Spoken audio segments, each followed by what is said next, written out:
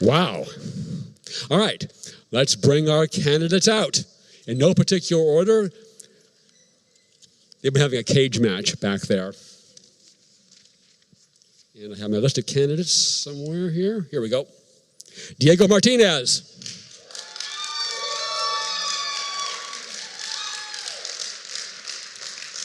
Paging Diego Martinez.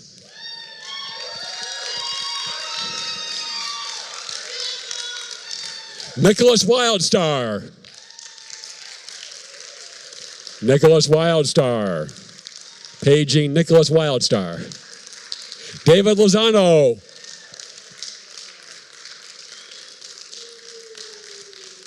Daniel Mercury.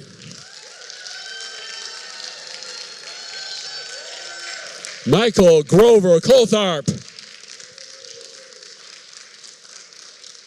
And Fuji Shiaura.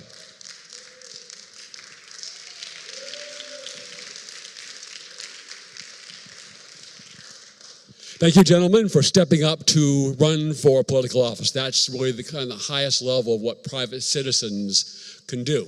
I think you know the rules, but we'll go over them. I will ask one of you a question. We'll work our way down the line. That person will have 2 minutes to respond. Anyone else who wants to respond will get 1 minute. Raise your hand. Please wait until you are called upon to begin your answer. Our timekeeper will give you a signal at 30 seconds, 15 seconds, and then the stop.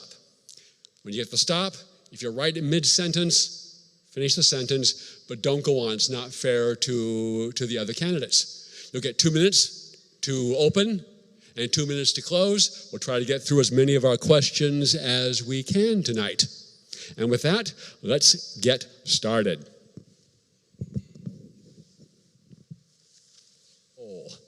Mr. Wildstar. Thank you. We the people think the problems in our community is joblessness, homelessness, unaffordable housing, drugs, gang violence, hate groups, police abuse, poverty, immigration sprawl, high gas prices, and a list of other issues that goes on and on and on. But there's only one matter of concern we should be focusing on, and that's who we're hiring and paying with our tax dollars to fix these things. Every election, we hear candidates tell us about how exactly they plan on making things better, but rarely do we actually see any results. That's why we currently have a governor who is facing the possibility of being removed from office by recall, which also means we'll have a chance to right our wrongs. Whoever is elected to take his place will have a little less than 2 years to turn things around before we get another chance to vote for a new governor. So they must show and prove quickly if they'd like to keep the job. That is exactly the opportunity I've been looking for, to prove to you as to why I'd be the best choice to serve as governor. In that short amount of time, I will get to work on building homes for the unhoused people in our state. I will clean up our streets and make sure our family, friends, and neighbors are safe. I will have our economy booming and a government outfit that runs leaner and meaner than ever before. I will do this because if I don't, I would have given we, the people of California, no reason at all to re-elect me in 2022. Give me your vote now, and I will give you every reason to vote Wildstar for governor again. Tonight, I plan to convince you of that and hopefully earn your support to help me get there. We can make it to the mountaintop, but we must work together as a team to make that happen. Join Team Wildstar, and let's make California the champion state that we all know it is. Thank you. Thank you. Governor, now, what would you do in terms of school reopening, business reopening? Well, not use the threat of force to get people to comply. That never goes over well at all. Not to mention government does not have the constitutional authority to force people to stay in their homes, to force them to not go to work, to force them to change their livelihood altogether. And the governor that we have right now, Gavin Newsom, has been sued for acting unconstitutionally. Actually, there's been dozens of lawsuits against him because he's been abusing his power. So I definitely would not follow in his footsteps in doing so. Now, if I were to impose any stay-in-place order or make any emergency declaration, I would be basing that on mortality rate. It's sad that right now a lot of fear-mongering is going on and not focusing on the fact that even if you were to contract coronavirus, you have a 99% chance of surviving. We have a governor right now who, as soon as this outbreak happened, said that 25 million people would contract coronavirus in 55 days. That obviously did not happen, so there isn't any reason to continue these lockdowns. And I also would make sure that people had access to as many different methods of treatment as possible, not just a vaccine, but hydroxychloroquine, UV ray treatments. There's even actually an inhaler that's been developed out of Israel by a doctor to treat coronavirus. So I would make all of those things available to everyone. But the most important thing I would do is suspend state taxes to provide relief to those impacted financially. The best way to stimulate the economy right now is to let people keep their own money in their pockets where it belongs and not in governments. On the subject of election integrity, starting over on this side, one-word answer. Was the 2020 presidential election stolen by vote fraud? You can say yes, no, or I don't know. Yes, and yes. Mr. Coulthard. Yes. Mr. Mercury. Yes. No. No? No. No? I believe every election there's some tampering going on, so we can't trust our electoral system whatsoever, which is why I'll be reforming the entire thing altogether. It's outdated and antiquated the way that they actually tally up votes. A better way to do that is just put it online. We have millions of people online. We have over 10 The question million was a one-word answer. Excuse me. The question was a one-word. Was the presidential election stolen by vote fraud? Yes, no, or I don't know. I would have to say yes. Mr. Martin. We talked about in the context of coronavirus reopening the schools. Of course, the schools were not doing all that well before coronavirus. What would you do? This is for Mr. Mercury. You get the first question. What would you do to improve the quality of education in California's government-run schools? And would you support school choice, where the parents' share of the education dollars gets into their own educational savings account? I see no other. Mr. Wildstar, education, 1 minute. I spoke with a gentleman yesterday who attended school here in California, and he now has a small child of his own. And he mentioned to me about how in his class there was a heroin addict that was using heroin in class. And he said, I would never send my kids to school in California. The one thing about our school system is that it needs to be revamped completely. There needs to be more responsibility in our classrooms, and we need to make sure that our educators are providing that. So I would be shifting to a performance-based payment system and would make that minimum salary for our educators to be $100,000. I think they're the most valuable people in our community, and we as a community should be investing into our children's education and future. Best way to do that is keep our taxes here. Right now we're a donor state. We send more money to the federal government than we keep. So let's keep those tax dollars here and help our schools here in California. I see no other hands on the subject. I could keep speaking all night on this issue. Yeah, I'm sure we could. Anyone else? You spoke already, Mr. Wildstar? We get Mr. Fiora started with the homeless question. Anyone else who wants 1 minute to discuss it may have it. Mr. Wildstar. Well, the most obvious thing I would do if elected is build homes for the homeless instead of wasting money on temporary housing like our current governor, who has wasted hundreds of millions of tax dollars on Project Room Key. My plan is to actually build homes. These 3D printed homes, believe it or not, can be built in less than 24 hours, cost less than $5,000 each, and they're self-sustainable. Right now, they're building an entire community in Rancho Mirage using this technology. I will be utilizing that for public housing. I'll also be building Earthship home communities. This are, again, self-sustainable homes, but they're built using recyclable materials like bottles, cans, and tires. So it's a way that we can clean up our planet as well as, again, build self-sustainable homes for those in need. Get more resources to those organizations that help the homeless. Private organizations are more well-funded than public ones. And, of course, get homes, make them available. Thank you. I lost track. Have you talked about housing policy? Mr. Wildstar, 1 minute.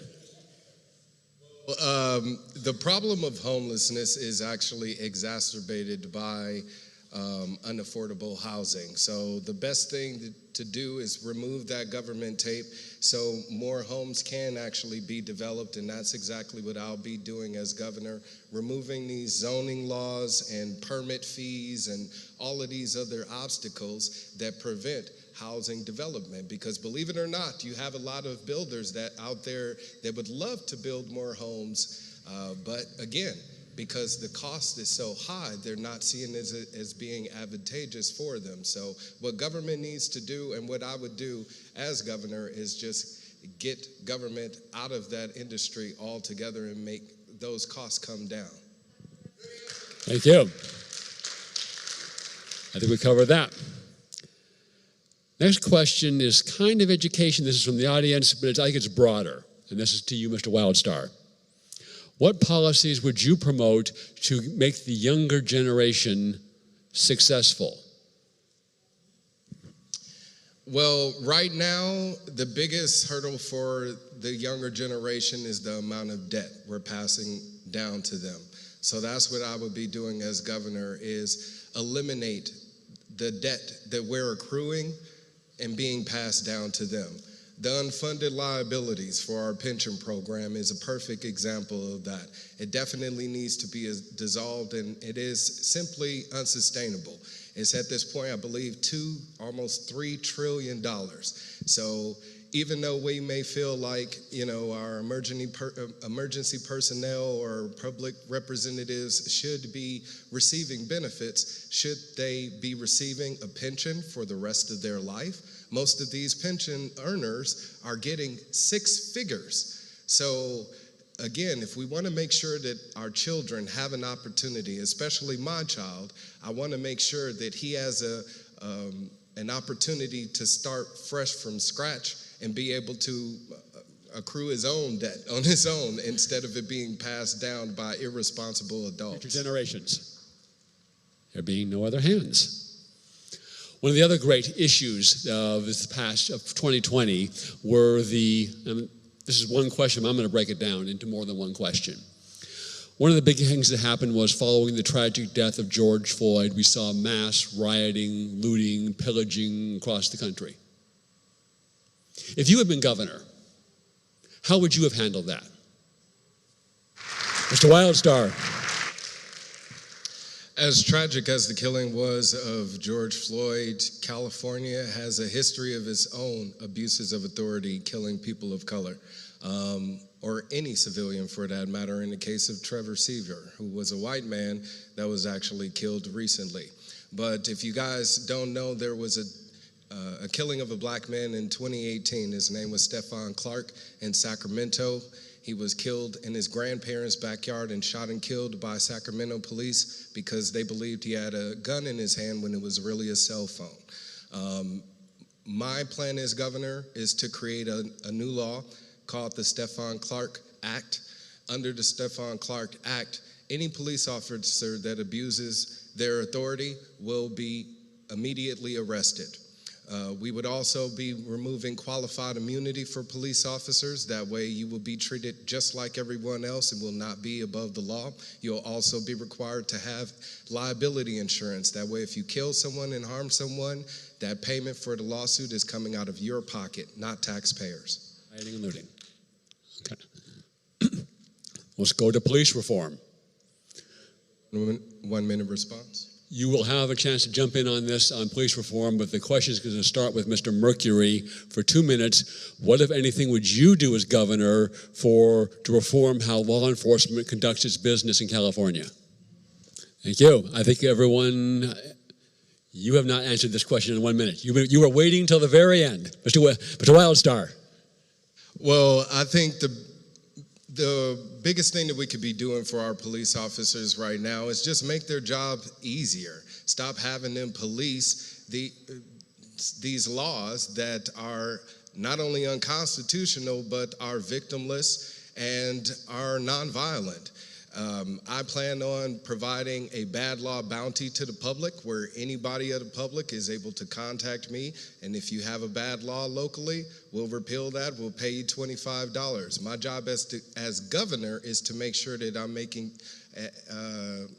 watching over all city officials, and police departments are hired by city officials. So my job as governor would be to make sure that they're being held accountable. And contrary to what Mr. McCurry said, a lot of these police officers, they choose to work overtime. They're overworking themselves. So give them some backup so where they're able to, again, have some relief and not have to put their jobs and lives on the line. I think you've already spoken on this one. Right.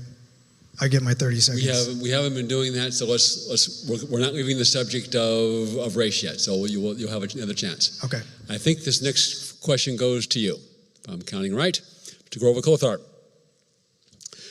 In the aftermath of the death of George Floyd, the organization Black Lives Matter certainly came to the forefront, got widespread publicity and funding, with the claim that America is systemically racist, so needs fundamental change. Do you support the organization Black Lives Matter, and do you believe that America is a systemically racist country? Mr. Wildstar. It's very striking to hear all of this on stage because you're hearing nothing but demagoguery right now and fear-mongering.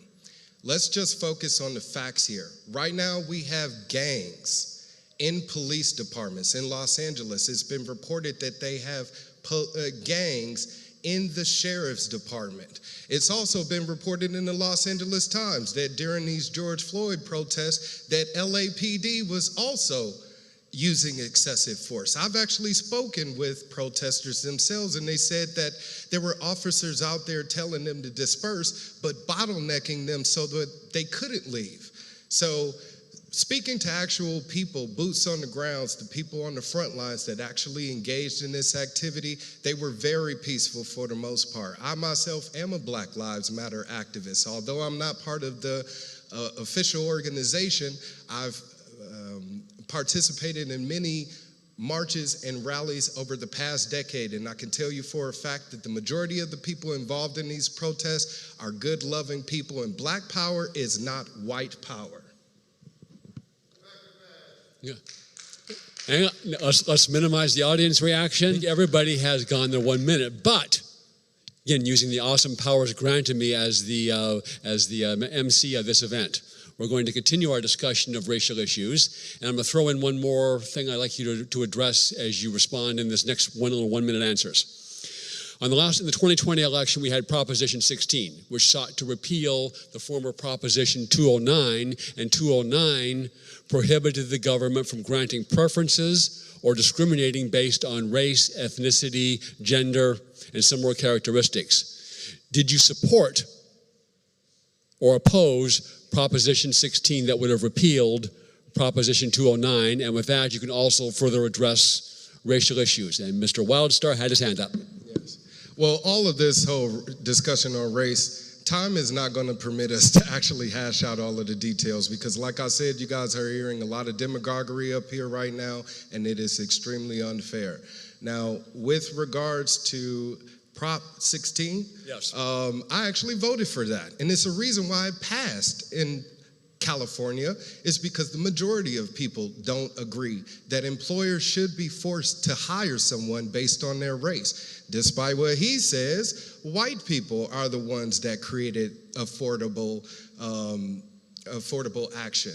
and are the ones that are the creators of those job applications. You don't see many black employers that are actually in positions of power to create that type of policy. It's just absurd. And to say all lives matter is actually to shout down the message of Black Lives Matter, which is to focus mainly on police abuse of black people, not on anything else, only that issue in particular.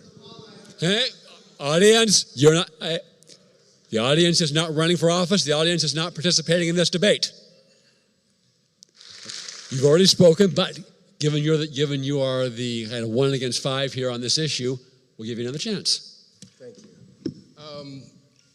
Well, the one thing about this in particular is there's a lot of people of color that are dealing with prejudice, but not only people of color, there are also white people, Caucasian people that are being prejudiced against. Like I said, Trevor Seaver, he was a white man that was shot and killed by police.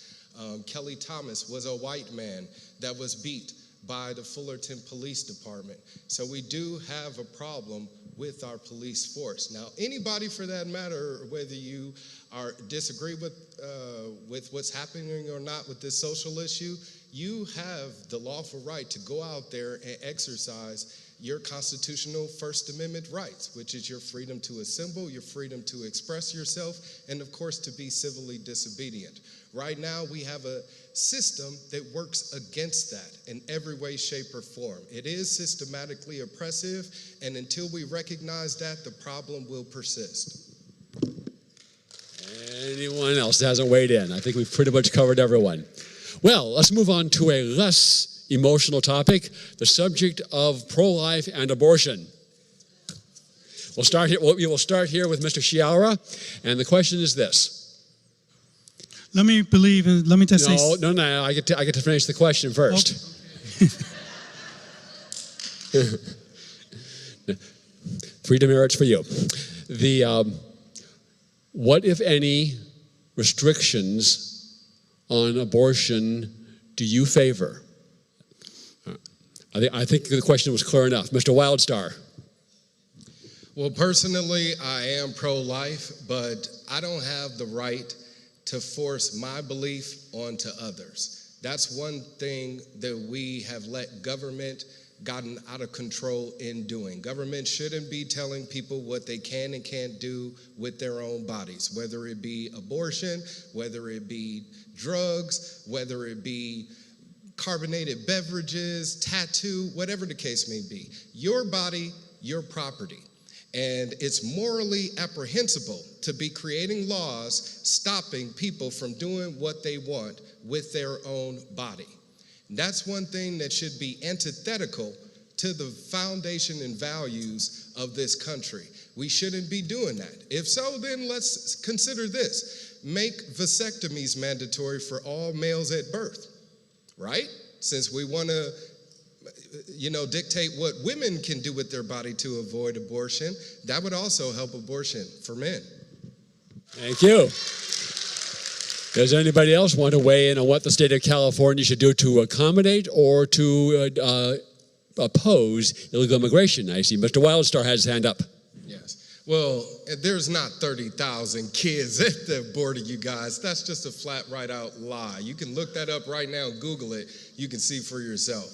But it is abhorrent calling someone illegal for exercising their God-given right to travel. That's all these people are doing. This country of America is a nation of this. Ladies and gentlemen, of America is a nation of immigrants. Most of you most likely have parents or grandparents or great-great-grandparents that came here from another country. The only people that would be here is Native Americans.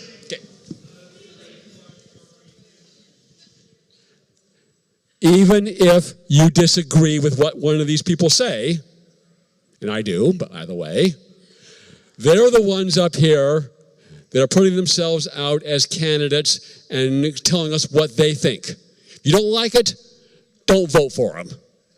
But give them the courtesy of listening politely to what they have to say. Got it? Thank you. Now, you sort of got disrupted on your... We're going to start you again at 30 seconds, if that's fair. Absolutely. As I was saying, if you look up the creation of immigrations in this law, immigration laws in this country, you will find out they are historically racist. Our state of California needs to be a sanctuary for anyone wanting to live freely and peacefully, and will be once I'm governor. Citizenship is not mandatory in order for you to be in America. But if you want to become an American and apply for citizenship, make the application process easier, make it cheaper. Right now it costs tens of thousands of dollars and it takes forever for someone to become a citizen. So let's streamline that process to incentivize them to become an American.